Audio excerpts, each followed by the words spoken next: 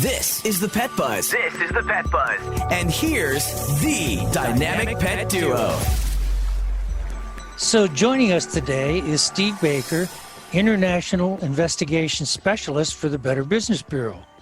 Steve, thank you so much for joining us today, and welcome to the Pet Buzz, where we are always bringing the latest news that affects pets and their people. Good to be with you. So why are online puppy scams on the rise, especially in the last year or so? Well, there are probably two or three reasons. I mean, one is that people have figured out that if they're stuck at home, they're either lonely and looking for some companionship, or if they've got a family, it's a great time to add a pet to the family while people are around to help train it. And a lot of shelters, as a result, have been very low, or some shelters have had no pets whatsoever. And so people go online to look for pets, and that's where the scammers capture them. You know, and of course, with COVID-19, people are not working. So like Steve said, they have plenty of time on their hands. They're lonely.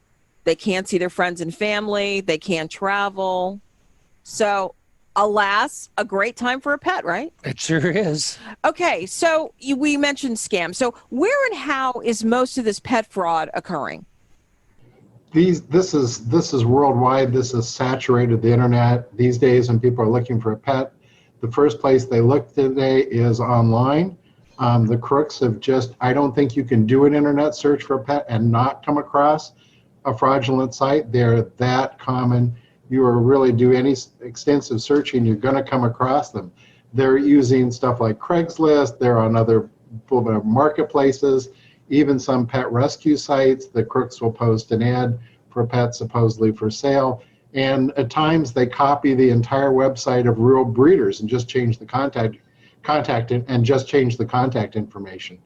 So just anywhere you could go online to look for a pet, you're going to come across the frauds. But then how is the fraud occurring? I mean, obviously they're posting fraudulent information. Are they not giving people their money? How are people paying? Because obviously you can't meet them these days, right? To go pick up your puppy because it's COVID. Well, that's another thing that makes the scams work, because people need to see the pet in person, and because of the COVID, they use that as an excuse on why you can't see it in person. They use pictures and descriptions they've stolen elsewhere over the internet on really an industrial scale. They advertise these things, like I said, anywhere it can look. They've always got to have money. They're either for the price of the puppy, and if you send that, then there's got to be money for shipping the puppy. And if you pay that, then there's got to be special shops or a COVID-compliant crate that they need more money for. So the money keeps going in dribs and drabs until people finally figure out that it's a scam and stop sending money. The payment methods, they used to rely on Western Union and MoneyGram. They still do some, but more and more we've seen them go to apps like Cash App and Zelle and have people send money that way. We've even recently saw one where they had somebody pay with a gift card. Go down and buy a gift card, read the numbers off the back of the card. The crooks can then cash that out into money. But all crooks have got to have a way to get the money. No point in running a scam if you can't get paid. Absolutely. I mean, isn't that crazy? So it's a little harder for the paper trail on those. It is difficult to trace these back. If it's Western Union or MoneyGram and you get hold of them right away, they will tell you where the money was actually picked up. And with that, you may be able to get surveillance video and identify somebody that's doing it. But there's a whole group of, they call them money mules around the United States, that are picking up the money, taking a cut, and sending part of it back to Cameroon, which is where most of these scams are organized out of. But Steve, give me an example of a fraudulent pet scam. Sure. We had I was talking to a single mom in San Francisco a couple years ago. They had a cat that run out. This woman had a 10-year-old daughter. They got online, found somebody offering a free Yorkie puppy, and seemed to fit them perfectly. It was a great description, cute photo of the thing. They sent money, several $100s for the airfare for it. Then they needed a special crate. Then they needed more money. Eventually, this woman who was working a minimum wage job ended up losing like $983 before she figured out this was a scam. And she reported that her daughter for several nights was just going to bed in tears because they'd really become invested and really thought there was this dog that was going to be joining them in just a day or two. That's dreadful. Sad. And that's probably almost as much as her rent, or San her Francisco? Well, okay. We don't know where she lives in San Francisco, but it could be the San Francisco Bay Area. But I mean, still, single mom, they probably had the place already for the dog. The little girl probably picked out the name. It's people get so emotionally invested, they already start, you know how this is. They already start seeing their life with that dog, right, Steve? They absolutely do. I've talked to a lot of them. It's a very sad situation. When people are really broken up over it. It's bad enough to lose money you can't afford, but it's really bad when you really think that you've got your heart set on somebody joining your family and it just doesn't happen. Heartache. Yeah, and especially now when we're all like Cooped and depressed and hoping things get better. It's just it's dreadful. Well, anyway, if you've just joined us, we're talking with Steve Baker, an international investigation specialist. That's a great title for the Better Business Bureau, about taking advantage of consumers who want to purchase a four-legged family member. So, Steve, I'm curious, are most of the fraudulent pet schemes, do they involve dogs or cats or both? Most of them are dogs. There's certainly some that are cats, kittens, particularly more exotic breeds. And for dogs, the most common are the ones they advertise, are the ones they know people are most interested in getting. Yorkies, Huskies, Corgis. Frenchies? French Bulldogs, absolutely right up there at the top of the list. In addition to pets and kittens, there's also, of course, it's pretty easy if you don't actually have to have the pet. There's also, we've seen kittens. I even heard a woman in the UK who was trying to buy a kangaroo, believe it or not, online. And this happens with horses. So people with horses are sometimes ripped off by this too for considerably more money. It's funny because you and I talk about this all the time. The more information people have, they just don't use. Right. And I just don't understand that. You just got to keep beating it into their heads. But it's there, like Google is there. I mean, it's like the 24-hour news cycle. It's like they don't know what's going on in the world, but there's 24 hours news cycle. You can get it on your phone. You can get it on your computer, television. Right. I don't know. So, Steve, approximately how much have potential pet owners, consumers lost in recent years due to these fraudulent scams? People are losing millions of dollars. I think it's like $3 million just reported to the Better Business Bureau for 2020. This is a worldwide fraud. We also know that most scam victims never report to the Better Business Bureau or any law enforcement. So this is, you're talking, I'm sure, tens of millions of dollars lost every year and tens of thousands of victims. This is really, really common. This is not something that's rare and only gets the people that are super careless. This is something that's going to get you or can easily get you or me or our friends or relatives. So we really all got to watch out and spread the word to watch out for this. You know what this reminds me of? You had that client one Sunday when I went down to the clinic, and they were supposed to meet a breeder, and they thought they had the breeder's address, and actually it was the parking lot of a Publix. And they saw the puppy, and he was so sick, they felt like they had to buy him and save him. And what they spent for him was outright ridiculous. It was ridiculous. It's absolutely ridiculous. And then what they had to do afterwards because of the illness. Yeah, and they were calling and they were just crying all the time. Yeah. And it's just dreadful. I'm just curious. So we see these scams all around the world, as you said. Are there higher concentrations in major metropolitan cities, like LA, Chicago, and New York? Or is it Miami? Is it just everywhere? Of victims? Yes. Well, no, it's spread out pretty evenly. You've got more people, obviously, in New York, so you're going to have more victims there. But as far as whether people are more likely to fall for one of these things, for scams, generally, people in Florida seem to be ripped off disproportionately a little bit. But other than that, partly because there's so many scammers there. But generally, these things, they don't care who you are or where you are in the world. As long as you got the money, they're happy to take it from you.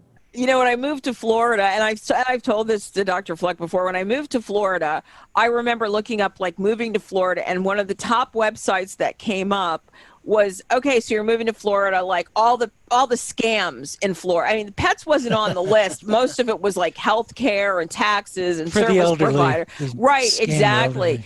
And so, I mean, it's just really enlightening. So, I have my next question really involves how consumers protect themselves from these online scams.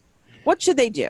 Well, for pet frauds, it's really important to see the pet in person. I mean, that really, you can't really substitute for that before you part with any money. Now, it's more difficult these days, which the scammers, of course, know. But if you can't do that, there are a couple other things. First of all, you can take the photo of the pet and do an internet search of it. A lot of people don't realize that you can do an internet search of a pet picture. You can do it on Google Chrome, or there's a website called TinEye that allows you to search photos. And I've done photos and seen the exact same puppy picture show up over 5 different years in 5 different countries in 5 different languages. Wow. So you can do that. You can also take an interesting piece of text in the description of the puppy. You know, Fluffy has a quick step and bright eyes or something like that, and run that in a search engine and see if it doesn't come up. You can check with, if they claim to be breeders, check them out at bbb.org. Almost all businesses, whether they're members or not, are at the Better Business Bureau, and they'll tell you sometimes that that's a fake breeder. There's also a website called petscams.com that tries to shut down the websites of pet scammers, and they're pretty good, and you can check them out there. They have some good tips as well. But do some research. This isn't something you really got to spend a little bit of time, particularly if you can't see the pet in person. Finally, one of the things you can do is ask them to do a video interview over Zoom with the seller and the puppy. No crook is ever going to want to do that, and that might be a good way to smoke out a scammer. Great idea. Yeah. Great idea. Absolutely. You know, with Facebook and Amazon and Twitter and the bright minds that they've got there, and with all these magnificent algorithms that they've got to stop so many things, and I know they care about pets, why aren't they coming up with something to help us? They do. They have, Microsoft developed about 2 or 3 years ago facial recognition for pets. Yeah, but there's more that can be done. Of course there is, but it's kind of like we have so many sophisticated research tools at our disposal that, and then you have the AKC, then you have local shelters, and everybody tells you, and we know because we've talked about this, do not buy a puppy online and send the money. I mean, people, this is not new. We're just highlighting it because of COVID, this has gone on more than in recent years. And it blows my mind that people can, it's like people buying dogs from pet stores. And they spend so much money. They do. I mean, you can go to a great reputable breeder and find a dog, if you want a purebred dog, that maybe she's not going to use the bloodline. And really, she, more importantly, for a good breeder, she cares about a good home versus, a top price for a dog. It's just crazy that information is out there. So the scammers also use sponsored links so that their bogus ad shows up high in search results. And we've been trying to reach out to Google to see if they can help with that, stop that from happening. Great. Dr. Fleck, why don't you take that interview home? Take that interview home. Yeah, wrap it up. Oh, I got to wrap it up, she says. I thought I was going to take it home with you. Hey, Steve. Steve, you're the sports guy. Go ahead. Thanks for joining us today. We're really happy you joined us to talk about this. Really, it's a disturbing topic for us. We talk about it all the time. And it is unfortunate that fraudsters have to play on our simple emotions, and just it's unprecedented times. And we just appreciate you coming to give us information and the rest of our listeners. We appreciate you getting the words out, and we encourage all your listeners to warn their friends and neighbors and family members about this so they don't get ripped off too. Thank you much. He just stole my line, but that's okay. So this was a very enlightening interview, and I hope you, our listening audience, share this information, just like Steve said, with friends and family, work colleagues, acquaintances, neighbors. You don't have to love them, but just share the information. Obviously, I have a neighbor problem. But anyway, I mean, I think it's so important.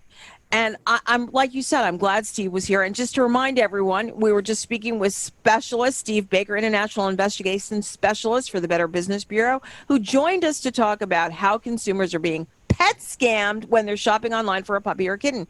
Instead, we, Dr. Fleck and I, encourage you, when you want a puppy or a kitten or any other pet, maybe not a kangaroo though, No. but to utilize really reputable organizations. Go to your local shelter. Go to petfinder.com. Utilize the AKC.org. That's the American Kennel Club resources, or CFA.org. That's the Cat Fanciers Association, or even TICA. That's the International Cat Association, to find a breeder. We want you to find the pet of your dreams. And if you do get scammed, report what happened to the organizations that Steve mentioned. We just want you to be happy and have a good relationship. We do. We do. Stay tuned. We'll be back in a flash. Thank you for listening to this episode of The Pet Buzz.